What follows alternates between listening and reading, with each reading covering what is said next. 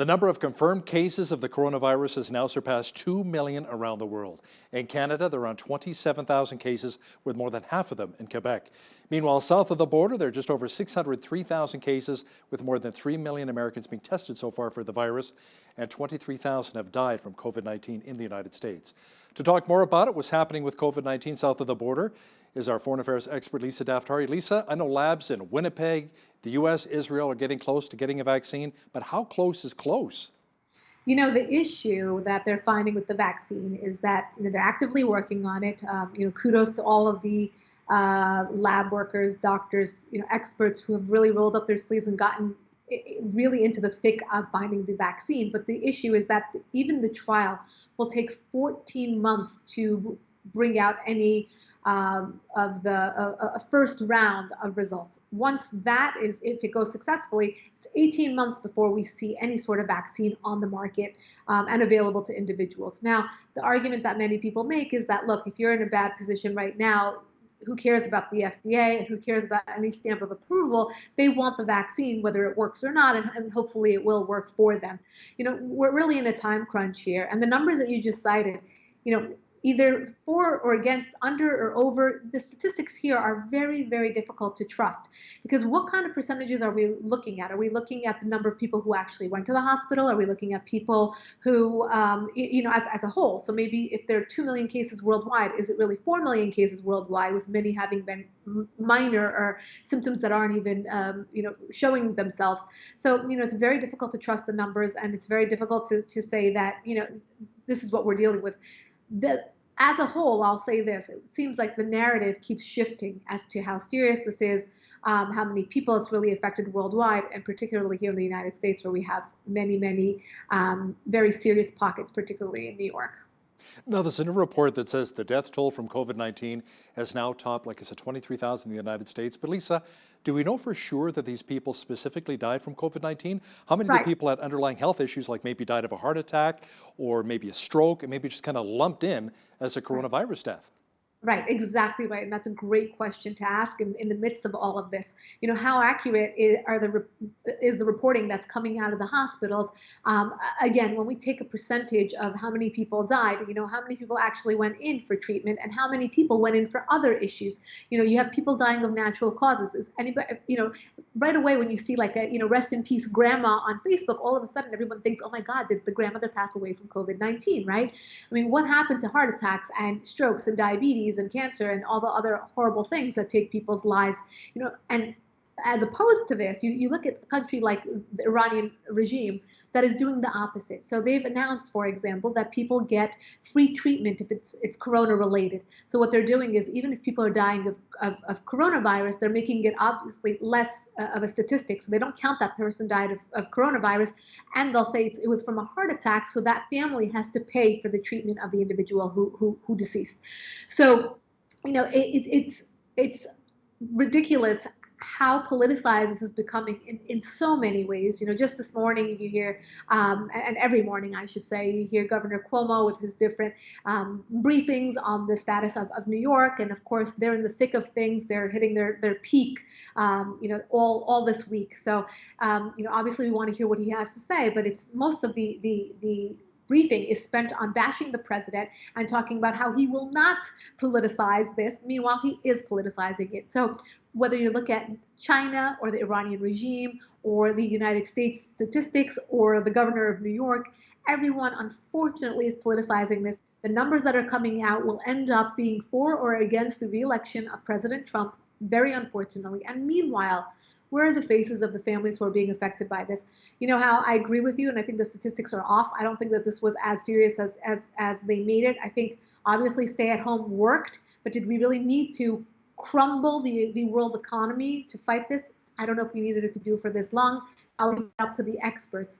But at the end of all of this, it is sad that people lost their lives, whether it's over the flu or COVID-19 or a stroke or whatever it is. And when this becomes politicized in the way that it has, it truly detracts from the loss of many families. Taiwan, Lisa, where they're playing baseball again, but to empty stadiums, released an email back in December from the World Health Organization showing an unheeded warning about the coronavirus. Tell me more about that. Yes, thank you for bringing up this story, Hal, because many news organizations are not talking about this. If we look at the timeline of the coronavirus and the way that it rolled out on the world stage and in the media, at the Foreign Desk, my publication, we started talking about this in November as this mysterious virus out of Wuhan. I think, Hal, you and I spoke about it here on air as well. Mysterious virus in which people were just falling onto the streets. There's actual footage. That was November.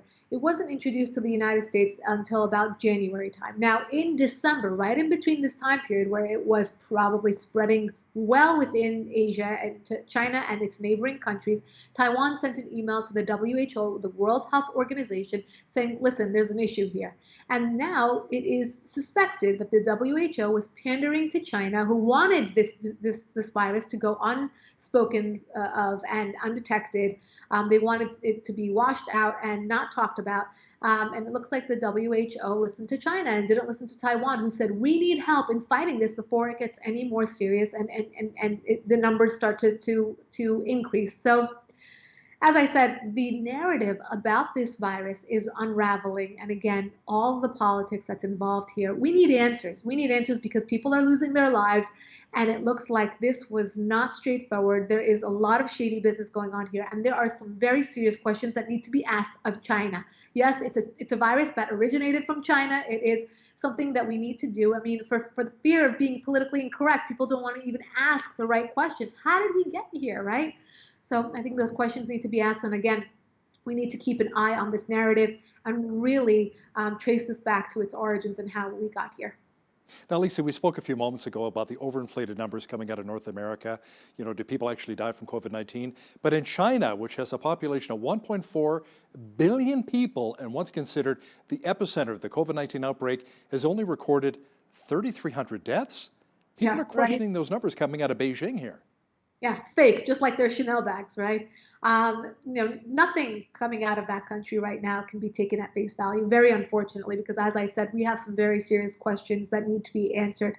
And when you look at these numbers and the rate and how quickly they said, oh, Wuhan is up and running again, but then a few days later we hear, no, there are cases again, and they need to shut down the factory. So, very, different stories that are coming out, and these discrepancies just point to one thing, that China has been dishonest from the get-go. Nothing that they say matters. Nothing that they say is honest, and not the numbers, not the facts about the timeline of this virus, and of course, not their dealings with the WHO, which again is responsible for the fate of so many different countries and how this virus spread so quickly throughout Europe, North America, et cetera.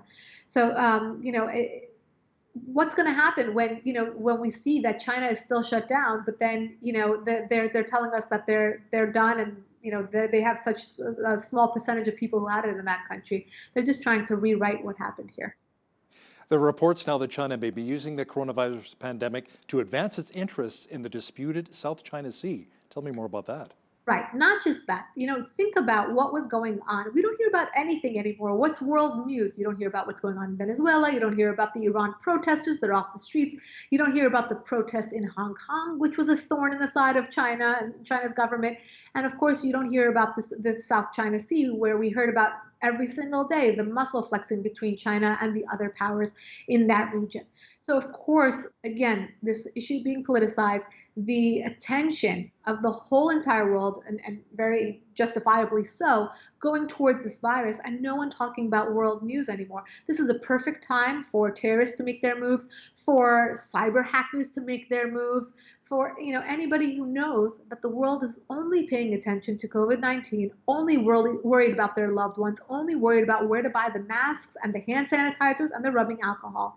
And unfortunately, the bad guys are taking advantage of all of this. A lack of new global hotspots is actually fueling some optimism that the worst of the virus may be behind us.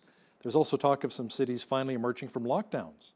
Right. So a lot of countries that are looking at their numbers, the number of deceased versus the cases reported.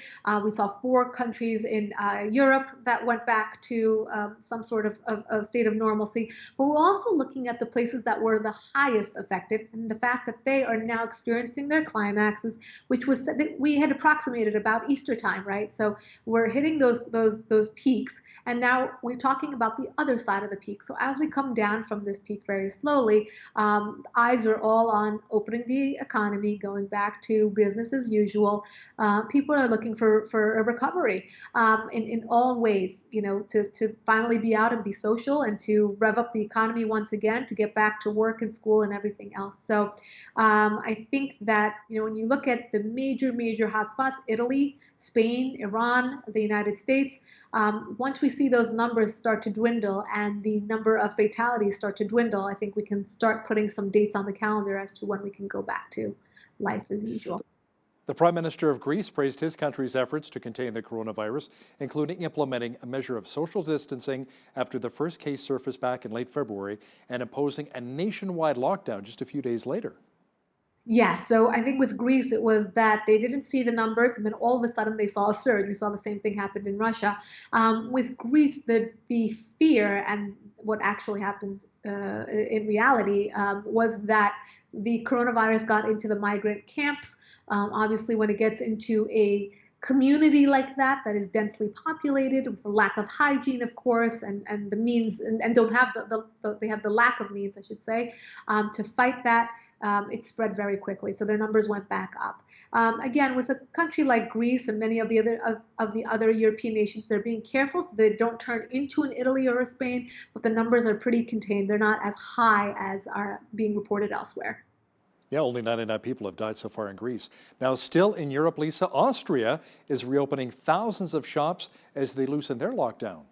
Right. So again, reviewing their numbers, their percentages, and trying to get back to business as usual. I think the four countries who opened up, they're serving as a model for other nations that are looking at their percentages and thinking, look, if we have under 100 deaths, under 2,000 cases reported, then it's not.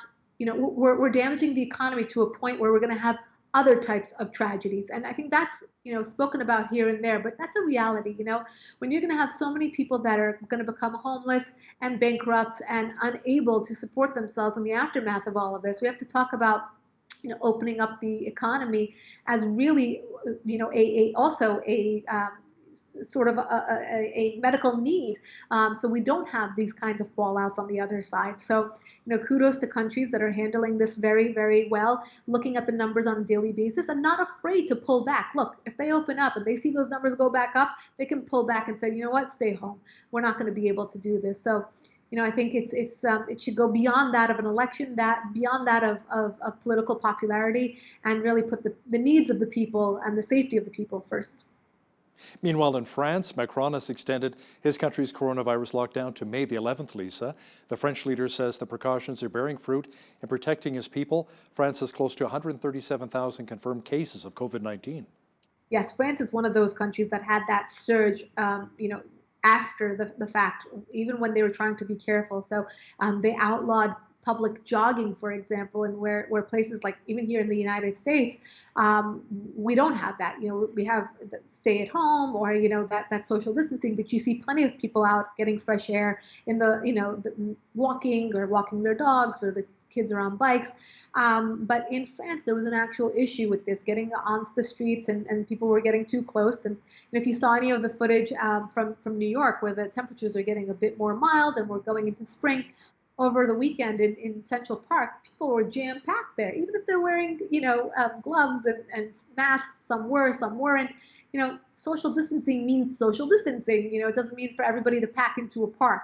I know here in Los Angeles, after the first weekend or two, so many people hit the beaches and the parks and the hiking trails that they had to shut those down as well, because people, they were getting too crowded and really defeating the purpose. So, with France, I think that they had an issue when they saw the numbers surging. Again, kudos to any leader right now that has that flexibility and isn't afraid to pull back in order to keep people safe. Let's make our way over to Asia for just a moment here. India's manufacturing is expected to reopen after the COVID-19 shutdown. Good to hear, since that's a pretty big economy. yes, a very big economy, and they were worried about shutting down for a while. And then they had like martial law, very strict in comparison to other countries, but they wanted to keep their numbers low, and they actually did a pretty decent job of doing that. But India is in close proximity to China. They have a lot of people going back and forth. When you look at the import-export cities that do business with China, India being one of them, obviously, and they were very, very afraid of having that spread like wildfire within their nation.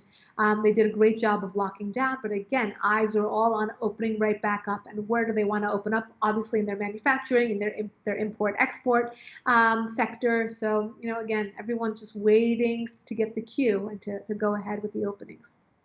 Our foreign affairs expert, Lisa Daftari, joining me once again from Los Angeles. Stay safe, Lisa. You too, Hal. Thank you.